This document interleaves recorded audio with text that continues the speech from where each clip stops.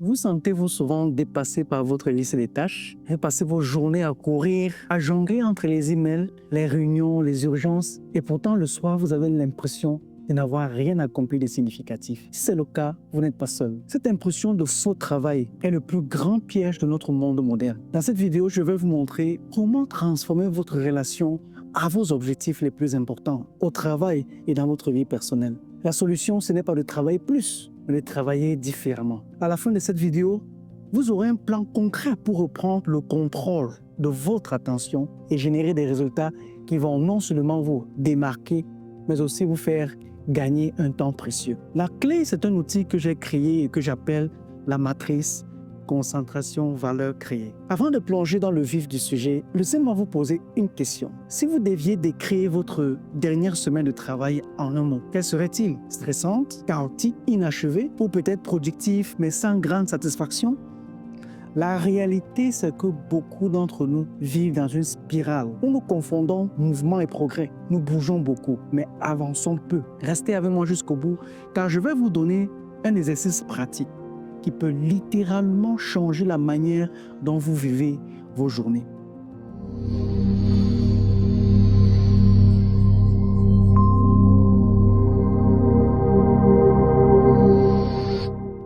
Il y a quelques semaines, j'ai publié un article sur LinkedIn qui abordait ce que je vais partager avec vous. Et une des réponses que j'ai eues, c'est celle-ci. Le véritable problème est que beaucoup de personnes ne savent pas toujours quelles sont les activités à forte valeur ajoutée pour elles-mêmes. C'est la base à mon avis. Dès qu'elle est faussée, on se retrouve donc à faire des tâches de façon spontanée. Puis poursuit. Il faut donc déjà pouvoir identifier clairement qu'est-ce que je dois faire et qu'est-ce que je dois déléguer. Fin de citation. Si c'est votre perspective, cette vidéo est justement pour vous. Il y a quelques années, j'étais exactement dans cette situation. Je me souviens d'un projet avec un client très important. Les délais était incroyablement serré. Je travaillais jusqu'à 2 heures du matin pour finaliser le livrable, juste avant la date butoir. Le lendemain, je me présente fier de moi dans le bureau de mon client. Il me regarde me dit avec un sourire en coin: « Je ne savais pas que j'étais un client si important et que vous travaillez toute la nuit pour moi. » Cette phrase a été un électrochoc. Elle m'a fait réaliser que mon approche du travail était complètement déplorable. Je cherchais à me faire remarquer par ma hiérarchie, en étant toujours le premier à répondre aux emails, en organisant de longues réunions pour montrer que j'étais impliqué. J'ouvrais des dizaines de fenêtres dans mon navigateur en même temps, persuadé que cela me rendait plus efficace. Je me satisfaisais de mon volume de travail tout en étant en réalité terriblement moyen dans ma productivité. Il a fallu une longue période de remise en question et de changement de paradigme pour que je développe une nouvelle perspective. Une perspective qui impacte fortement ma productivité. Parce que la capacité à se concentrer, ce n'est pas une question de morale, de si tu es bon ou mauvais, mais une compétence pragmatique qui mène au résultat. Et peut-être que vous aussi, vous avez déjà vécu cette situation. Vous avez travaillé d'arrache-pied sur une présentation et au moment de la partager, votre patron ou votre client ne la regarde que 5 minutes. Ou encore, vous passez des heures à répondre à des messages, à gérer des urgences et à la fin de la journée, personne ne se souvient de ce que vous avez fait. C'est ça, la fausse productivité. On s'épuise sur des tâches visibles, mais sans réel impact. C'est là que j'ai compris une vérité essentielle. Être occupé n'est pas la même chose qu'être efficace. Et cette distinction, elle change tout. Parce qu'à partir du moment où vous arrêtez de courir derrière toutes les petites choses et que vous commencez à cibler ce qui compte vraiment, votre rapport au travail se transforme. Et c'est exactement ce que la matrice va vous permettre de faire. Mais laissez-moi aller encore plus loin dans ce constat. Parce que peut-être vous vous reconnaissez déjà dans ce que je viens de raconter. En réalité, nous vivons dans une culture qui glorifie le fait d'être occupé. On applaudit celui qui enchaîne les réunions, qui reste tard au bureau, qui répond instantanément à ses emails. Mais posez-vous cette question. Est-ce que ce comportement produit réellement des résultats mesurables?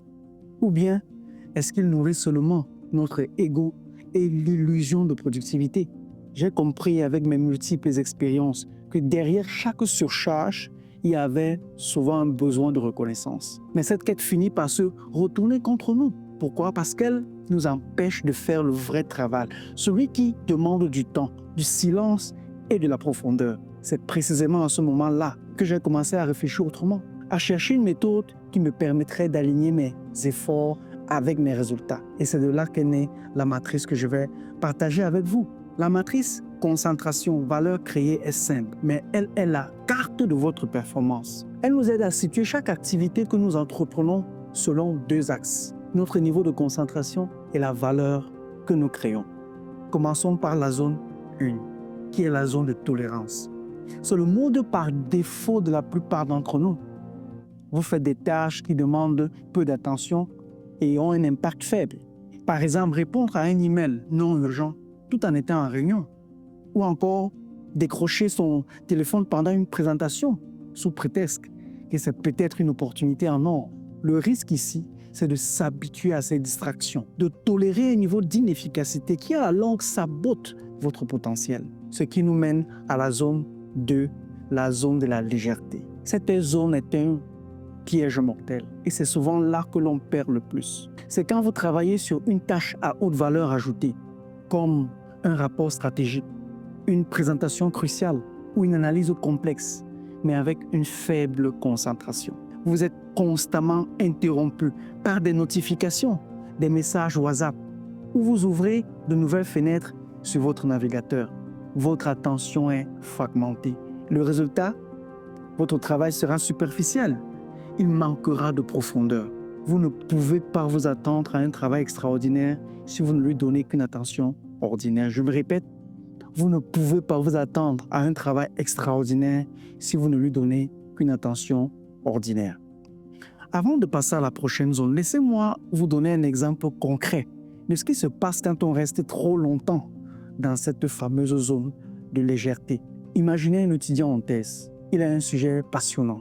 Il a des mois pour rédiger, mais son attention est continuellement happée par les réseaux sociaux, les notifications ou par de petites tâches administratives. Le résultat, il rend un travail acceptable, certes, mais sans jamais creuser assez pour produire une véritable contribution scientifique. Ce n'est pas qu'il manque de talent, mais c'est qu'il a dilué son potentiel. Et cela ne concerne pas que les étudiants. Combien d'entreprises lancent des projets stratégiques, mais en travaillant avec une concentration fragmentée? Les réunions s'enchaînent, les décisions sont repoussées et finalement, l'opportunité se perd. Voilà pourquoi j'insiste, la zone de légèreté est séduisante mais dangereuse. Je répète, la zone de légèreté est séduisante mais dangereuse. C'est un peu comme manger du fast-food intellectuel. Ça cale sur le moment, mais ça ne nous nourrit pas en profondeur.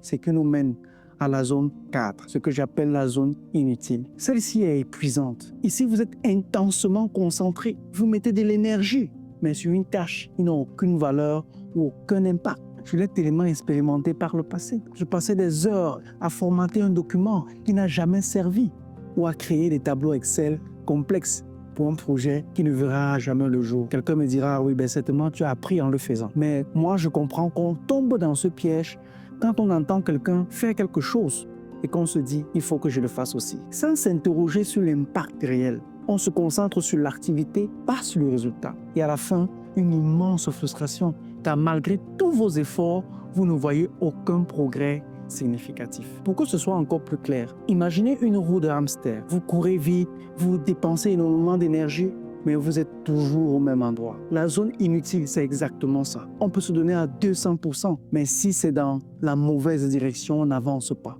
Et c'est souvent le cas quand on cherche à plaire à tout le monde. On dit oui à toutes les demandes. On accepte toutes les réunions.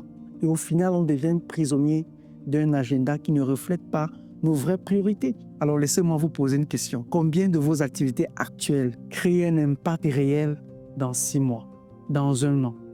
Et combien ne seront même plus pertinentes d'ici la semaine prochaine? Cette prise de conscience, elle fait mal au départ, mais c'est elle qui ouvre la porte à la zone de succès. Ce qui nous conduit à la zone 3, la zone de succès.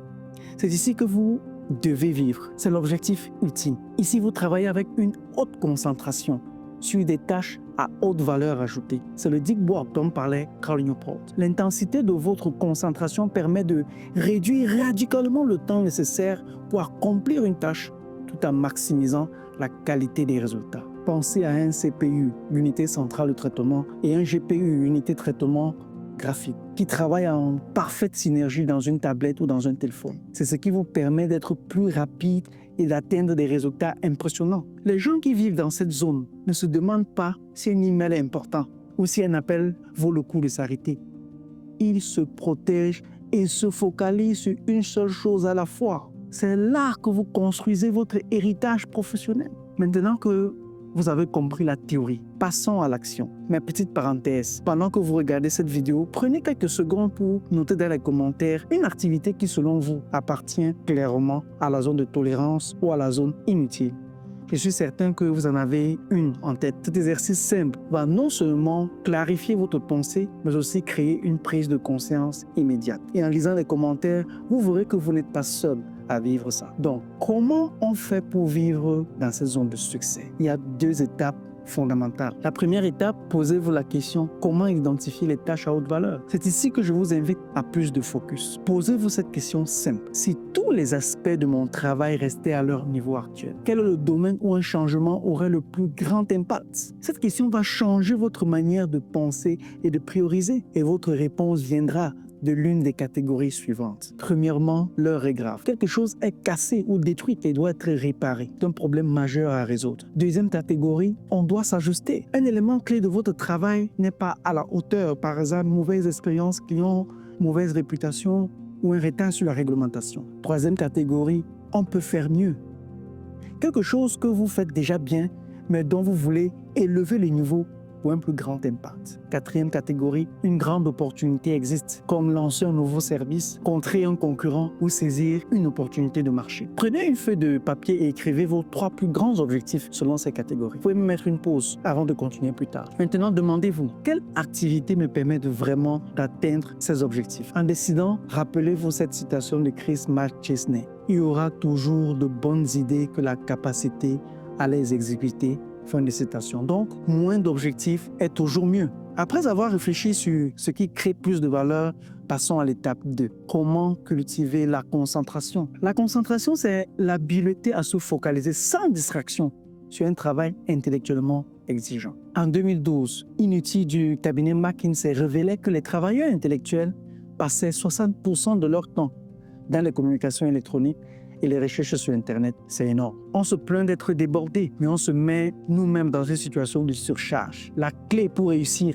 la concentration, c'est cette formule travail de haute qualité égale le temps passé fois l'intensité du focus. Si vous augmentez l'intensité, vous pouvez réduire le temps. C'est aussi simple que ça. Pour maximiser cette intensité, voici mes conseils pratiques. Premièrement, créez vos rituels de concentration. Trouvez votre sanctuaire. Ça peut être un café, ça peut être une salle de réunion vide, ça peut être votre bureau après que tout le monde soit parti. Installez une routine, par exemple, pour aller dans cette zone ou dans ce sanctuaire. Deuxièmement, maîtrisez les outils de distraction. Planifiez vos sessions sur Internet. Utilisez des applications de blocage. Avertissez votre cerveau à l'avance que vous ne vérifierez vos emails ou les réseaux sociaux qu'à telle ou telle heure. Troisièmement, communiquez votre indisponibilité. J'ai vu des équipes utiliser des codes couleurs sur leur bureau. Le rouge, par exemple, dit « Ne pas déranger, je suis en zone de succès ». C'est une manière simple de respecter votre temps et celui des autres. Quatrièmement, préparez votre corps et votre esprit. Ce n'est pas un sprint, c'est un marathon. Par exemple, dormez suffisamment, mangez des aliments qui vous donnent de l'énergie durable. Faites de courtes pauses régulières pour vous aérer l'esprit. Vous savez maintenant que la haute performance ne dépend pas du temps passé, mais de l'intensité de votre concentration sur les tâches à haute valeur. Vous connaissez la matrice concentration, valeur, créée, et vous savez où se trouve la zone de succès. Mais une question reste en suspens. Comment fait-on pour vivre dans cette zone, non pas de temps en temps, mais tous les jours? La théorie, c'est bien, mais la pratique, c'est encore mieux. Maintenant, je vais vous donner le système exact que j'utilise. C'est un système dont vous avez peut-être déjà entendu parler des composants sans jamais les appliquer ensemble. Un système qui va vous permettre de transformer votre agenda et par extension, votre vie. Ce système m'a permis de concevoir ce document, le Legacy Clarity Planner. L'outil par excellence pour installer la matrice dans votre quotidien.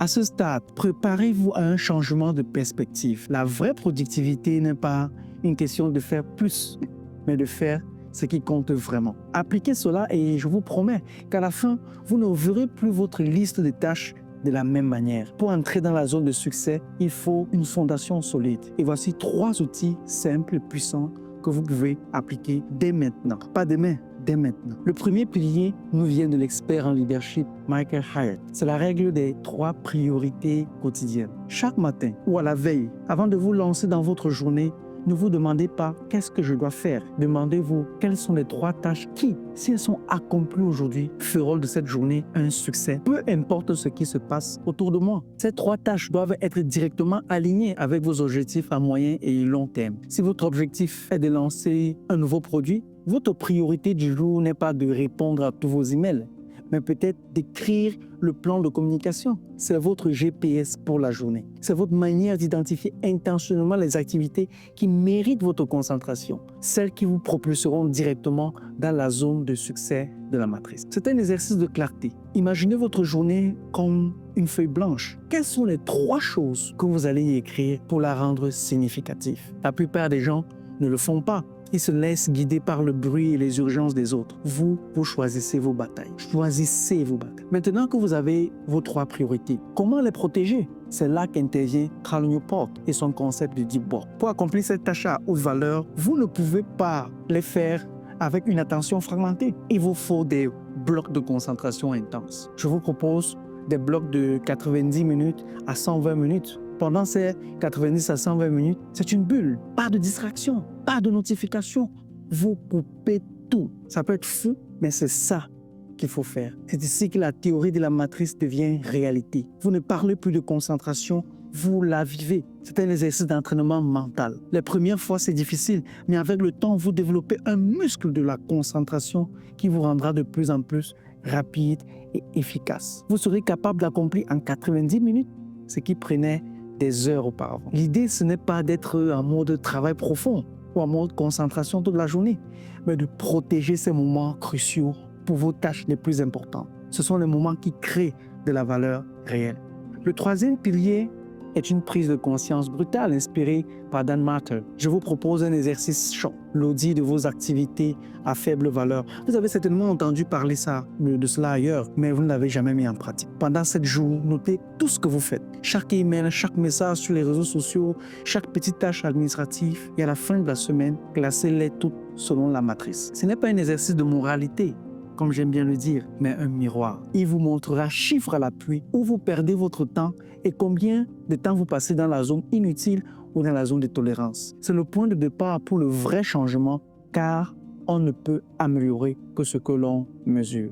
Ces 3 étapes sont solides. Elles sont la base pour un agenda plus intentionnel. Mais pour passer à un niveau supérieur, pour un impact exponentiel, il faut une approche radicalement différente. C'est l'outil à contre-courant dont peu de personnes parlent. Et c'est ce qui va réellement accompagner vos efforts. C'est ce que j'appelle le secret de l'exécution inversée. Et si on cessait de regarder notre agenda pour voir ce qu'on peut y ajouter et qu'on le regardait pour voir ce qu'on peut en retirer? C'est cela la loi de l'exécution inversée. La plupart des systèmes de productivité nous demandent de faire plus de tâches, plus d'automatisation, plus de délégation. Ce système, à l'inverse, nous oblige à nous concentrer sur la non-exécution. La réalité est brutale et je vais me répéter.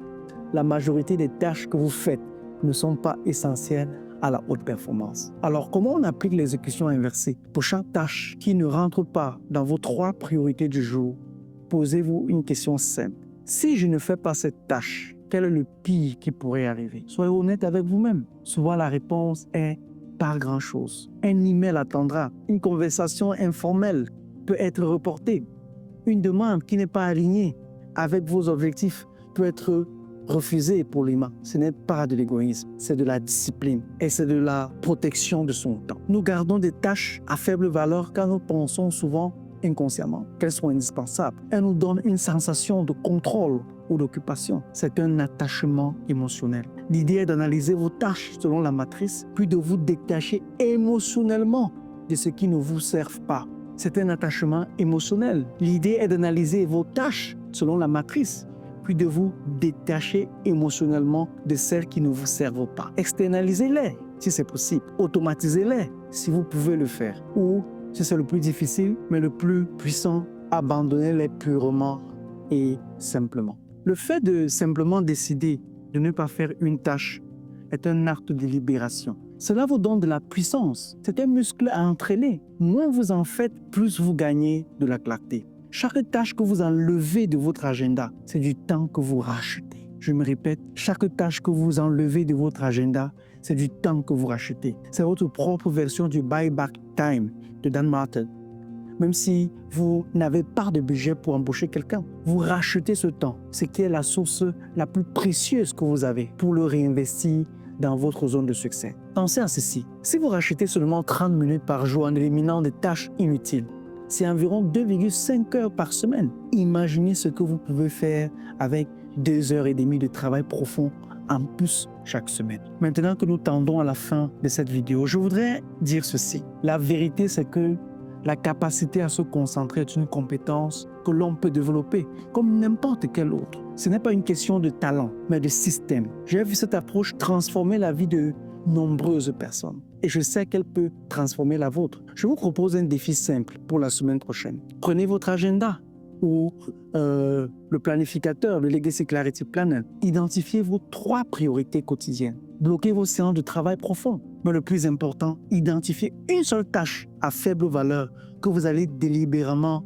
ne pas faire. Et venez me dire dans les commentaires la liberté que vous avez ressentie et le temps que vous avez gagné. Ce qui me motive le plus dans cette approche, ce n'est pas seulement d'accomplir plus, c'est de vivre avec le sentiment d'avancer chaque jour dans la bonne direction. Imaginez si chaque heure de votre travail contribuait réellement à vos objectifs les plus chers. À quel point votre vie professionnelle et personnelle en serait transformée. La matrice vous a donné la cape. Les 3 fondations vous donnent la boussole. Mais c'est la loi de l'exécution inversée qui vous donne le moteur. C'est un changement de mentalité complet. Ce n'est pas le nombre de tâches accomplies qui compte, mais le nombre de tâches inutiles que vous avez osé ne pas faire. C'est le chemin vers la véritable haute performance. Donc, quand vous aurez terminé avec le challenge, revenez dans les commentaires pour me dire comment ça s'est passé. Je lis tout. Si ce contenu a apporté de la valeur, abonnez-vous à la chaîne. Rappelez-vous, ce n'est pas en ajoutant des heures à vos journées que vous allez avancer, mais en ajoutant de la valeur à vos heures. Merci de m'avoir écouté. C'est en faisant moins que l'on accomplit plus. Je vous dis à très bientôt.